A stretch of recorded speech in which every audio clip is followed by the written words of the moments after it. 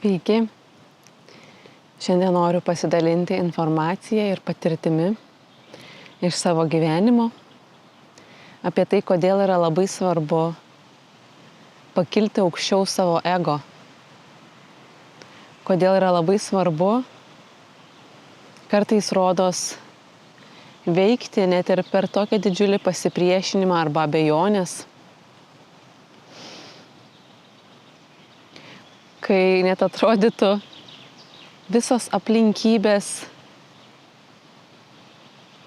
kiša kažkokius šakalius į ratus, bet dažnai iš tikrųjų tai pats mūsų ego priešinasi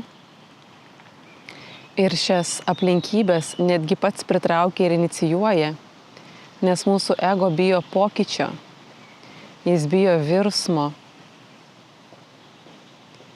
o tik per veiksmą iš tikrųjų gali įsigalinti bet koks pokytis į šią žemę, nesvarbu, kiek mes skaitom, kiek mes žinom, kiek mes praktikuojam, tik per veiksmą viskas įgauna formą, materiją, vibraciją nusileidžia iš dar neegzistuojančių, tiksliau tik subtiliojoje erdvėje, galimybių lauke, iš tokių egzistuojančių idėjų.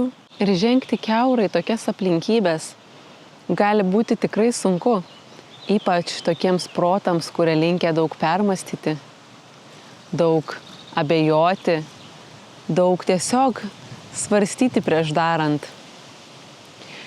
Bet labai skatinu veikti, net jeigu ir neaišku kaip. Pavyzdžiui, kas liečia dalymasi dvasinėmis žiniomis, buvimą dvasiniu mokiniu ir tiesiog keliavimą šiuo sąmoningumo keliu, mums atsiveria tiek daug informacijos, kuri kartais vietoj to, kad suteiktų laisvę, mus netgi kažkiek tai suvaržo, tiksliau suvaržo mūsų proto interpretacijos tos informacijos. Nes kiekvieną žinią, kad ir koks būtų jos gylis, mes priimam tik pagal savo suvokimo lygmenį, tiek, kiek mums dabar yra šiuo metu prieinama, kokio aukščio ir pločio vibracijas gali pasiekti mūsų esybė. Taigi, pavyzdžiui, kodėl man būna sunku kurti, veikti, imtis kažkokių projektų, ar tiesiog štai tokių video filmavimų, informacijos klaidos. Pirmiausia, tai yra paprasta žemiška baimė atstūmimo. Ta turbūt jau visi suprantat, nereikia labai daug išsiplėsti. Yra tiesiog natūraliai baisu, kaip kas sureaguos, kad nebūtų smerkimo, kad nebūtų tiesiog nemalonių emocijų. Ir kitas dalykas, tai noras, kad subtilusis pasaulis, dvasiniai mokytojai ir mūsų sielos misija būtų patenkinta. O tai būna taip painu, ypatingai kai sužinome informacijos apie tai, kad esam be galo daugiaplanės ir multidimensinės būtybės. Ir kiekvienas mūsų žodis atkeliauja iš tam tikros vidinės erdvės, iš tam tikros dimensijos, taip sakant, iš tam tikro vibracijų lygmens. Ir pagal tai jisai skleidžia šviesą arba tamsą, arba blankesnę šviesą, ryškesnę šviesą. Ir būtent šitoj vietoje ir vėl suveikia ego, kuris nori labai ryškios šviesos, kuris nori iš karto pamatyti rezultatą ir kuriam tiesiog baisu pačiam susidurti su tiesa, kad kažkas, pavyzdžiui, nepavyksta ir tiesiog dar labiau susimaišyti visoje informacijoje. Yra noras neskleisti dar daugiau žemų vibracijų į žemę, kurioje ir taip jų netrūksta. Ir šita baimė būtent ir gali slopinti ir stabdyti nuo bet kokio veiksmo, nes o kaip patikrinsim, o kaip tai yra taip neapčiuopiama, taip abstraktu iš dalies, ką mes galim tiesiog patys nuspręsti, leisti savo daryti. Nes niekas mums neateis ir kažkokio sertifikato nepaduos, kad pamatavus termometrų ten kokiu nors aparatų mūsų vibracijų lygį ir kad jau mes nebedarom žalos, tarkim, aplinkai ir galim jau laisvai reikštis. Tai taip nevyksta, bent jau kol kas. Gal ateityje tai bus įmanoma, bet šiuo metu taip atrodo, kad visas pasaulis kaip tik juda link to, kad mes niekaip negalėtume gauti išorinio patvirtinimo, kad dabar yra tokia galybė informacijos, tokia galybė mokytojų, kad jau tik patys begalim nuspręsti, ar tikėti savo tiesa, ar tikėti atėjusių impulsų, norų kažką daryti ir pakilti aukščiau visų tų ego sąlygų, visų jo prisigalvotų ateities scenarijų ir spėlionių, kurie dažniausiai yra negatyvūs. Tik per veiksmą mes galim pradėti pažinti šias vidinės erdves. Net jeigu kažkas, ką darėm ir buvo neteisinga, tarkim, ir buvo kažkaip, kaip mes galbūt ateityje norėtume daryti kitaip. Bet kaip mes tą sužinosim nedarę? Kaip aš pažinsiu savo vidų, kaip jaučiasi, pavyzdžiui, mano intuicija, kaip jaučiasi, kai šneka mano protas, kaip jaučiasi, kai šneka siela arba netgi Dievas per mane. Jeigu aš nepaspausiu to mygtuko ir nešnekėsiu, arba nerašysiu, ar kažkokią kitokią formą, bet kokią, neužsiimsiu. Ir tas pats liečia bet kokią veiklą, kuri ateina per mūsų širdį ir kuri kviečia mus veikti, kuri yra mums svarbi, dėl kurios ir kyla visi tie ego pasipriešinimai. Nes eiti daryti kažkokius paprastus dalykus, kuriuos sistema tiesiog jau yra nusprendusi ir patvirtinusi, kad jeigu tai darysi, tu būsi priimtas, taip sakant, į visuomenę, į bendruomenę. Apie šitokį kelią šitame kanale nekalbėsiu. Ir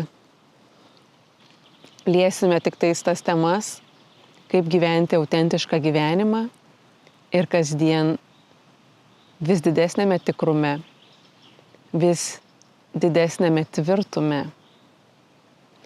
Taigi, kita priežastis, kodėl yra taip svarbu tiesiog daryti, kad ir kaip tai darosi, yra ta, kad mes neleidžiame tada energijai užstrigti. Aš savo praeityje iš tikrųjų susidūriau su nemažai apatijos, su nemažai užstrigimų ir beveik depresinių nuotaikų, kai kyla absoliuti abejonė, ar iš viso reikia daryti tai, ką darau.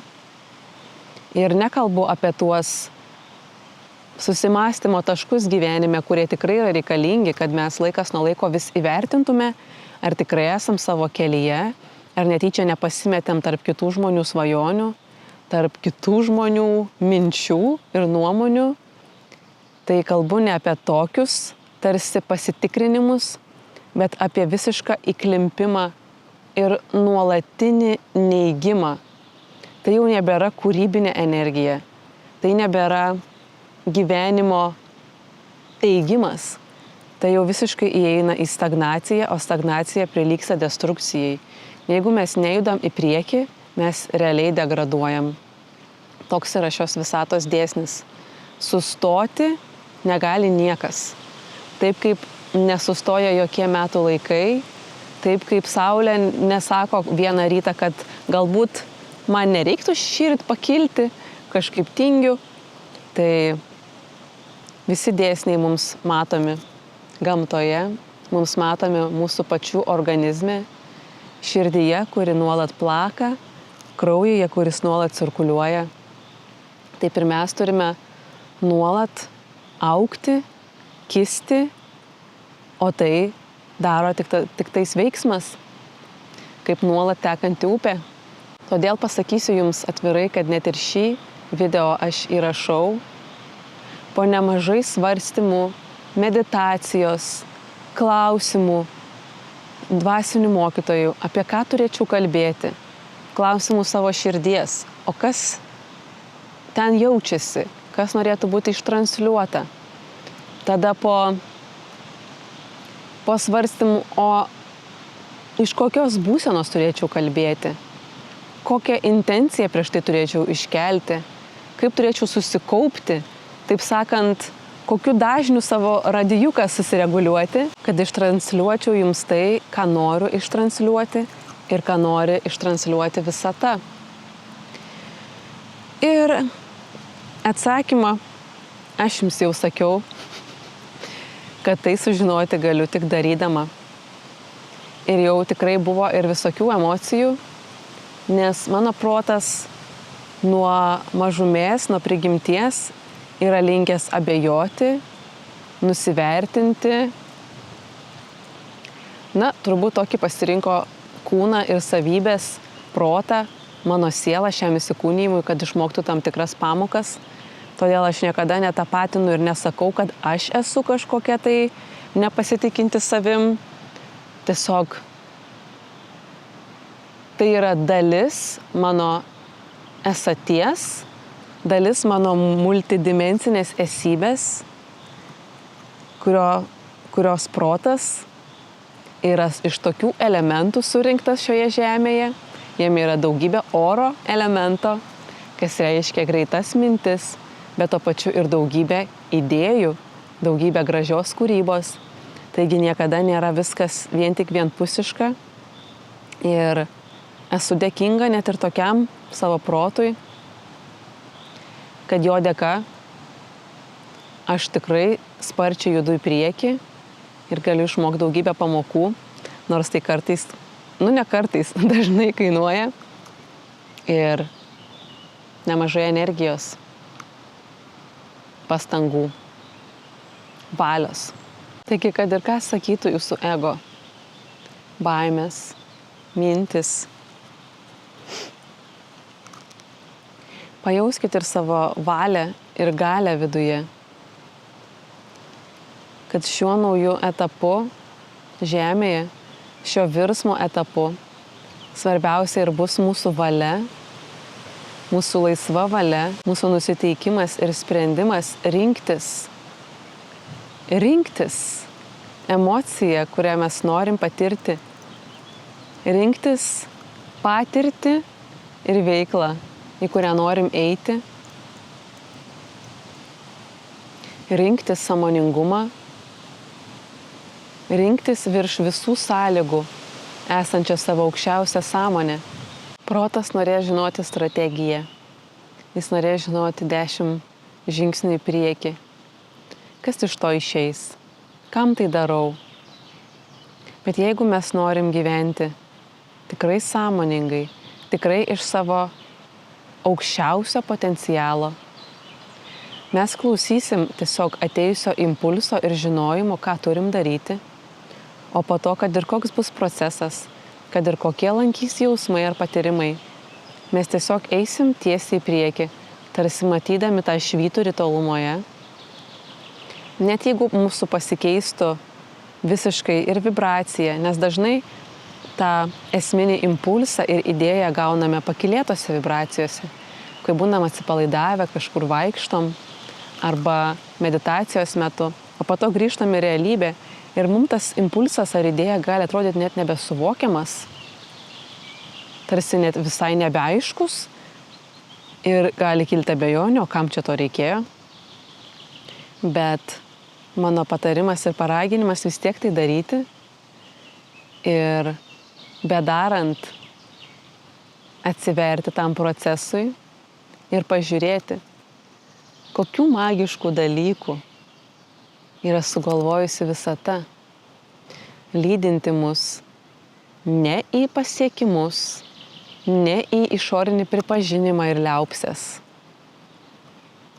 o į pilnatvę, į augimą, į evoliuciją ir į grįžimą pas Dievą, pas tai, kuo iš tiesų esame.